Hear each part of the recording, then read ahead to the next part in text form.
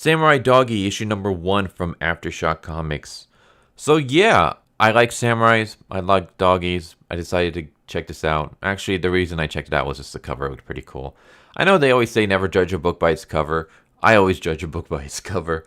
Well, the cover is the best way to grab someone's attention. So anyone who says that the cover is not important, don't listen to them.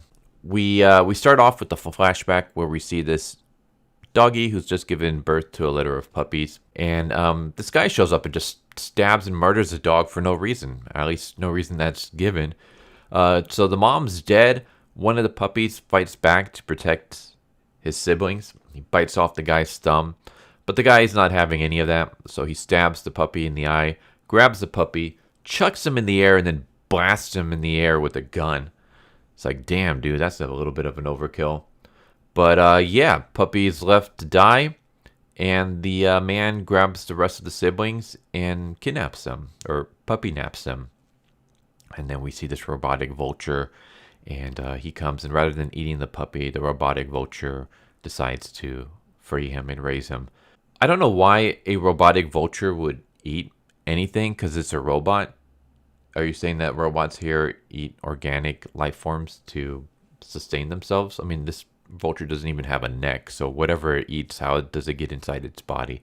Who knows? But this is Ray the robotic vulture, and the puppy is just named Doggy. Samurai Doggy, actually. That's how he introduces himself later on. But we cut to 20 years later, and Samurai Doggy is walking through this weird post-apocalyptic world. So the world's pretty interesting.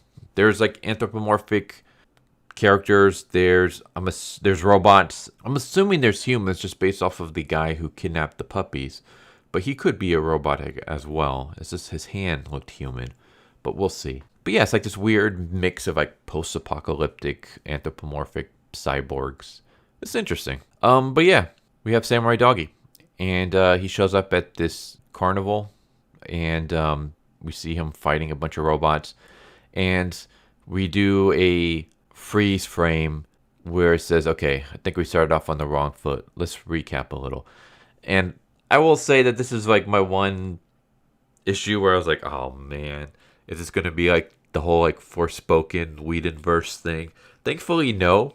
But I will say, like, as I'm reading this, I'm like, okay, you're doing the whole like freeze frame.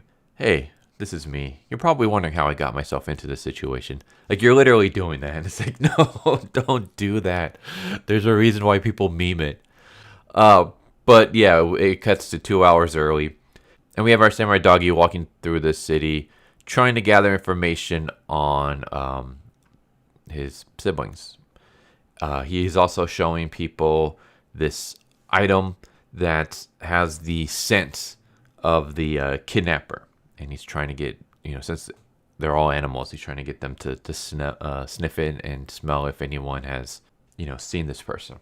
Everyone says that they haven't, but the Samurai Doggy finds it weird that this whole city is covered in this guy's scent. So obviously he's around. People would have smelled this thing before. But yeah, no one seems willing to talk. And most of this issue is just, the first half of this issue is mostly just world building. It's just him kind of traveling around the city, stopping at different locations, trying to gather information. We see how this world is, the robots, the anthropomorphics, how they live together, how this city is. But anyways, we have this cliche moment where this little boy bumps into him and then runs off. And of course, the little boy has stolen his wallet. And Samurai Doggy is aware of this, and he tells the kid to stop. And eventually, he kind of helps out the kid. Basically, he goes to this park where the kid wants to go on this Ferris wheel. And this is the carnival that we saw in the beginning.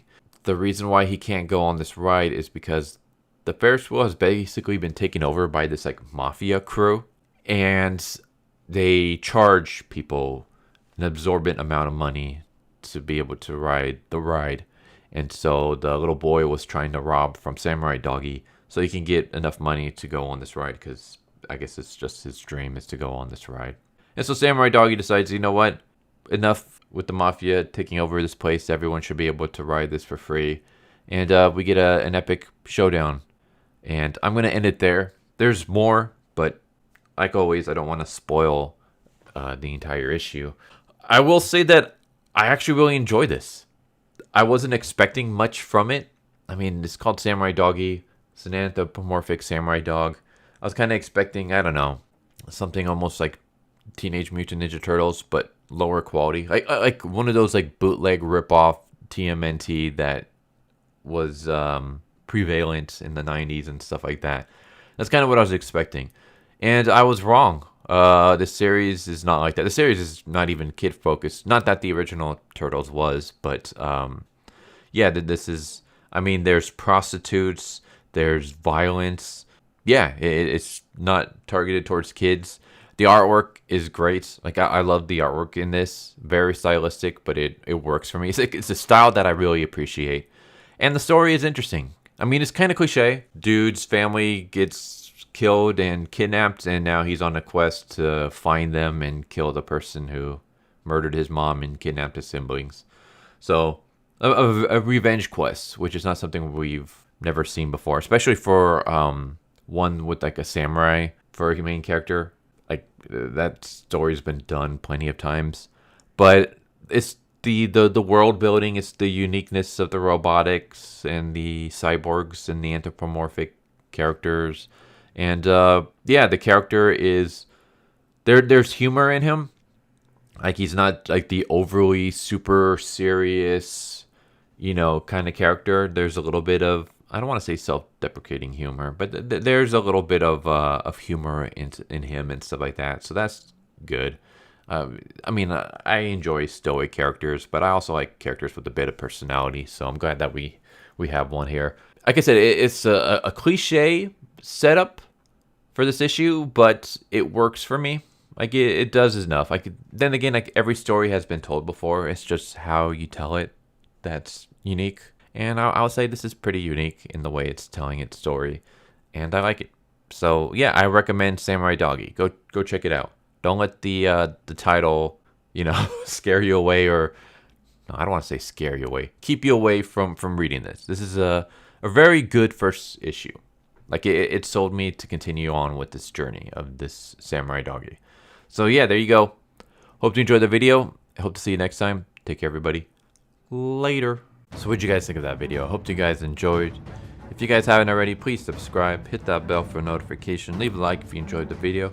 And if you didn't enjoy the video, thank you for watching it this far, and I hope the next video is more to your liking. Feel free to check out the playlist that you guys see, and I hope to see you guys next time. Later.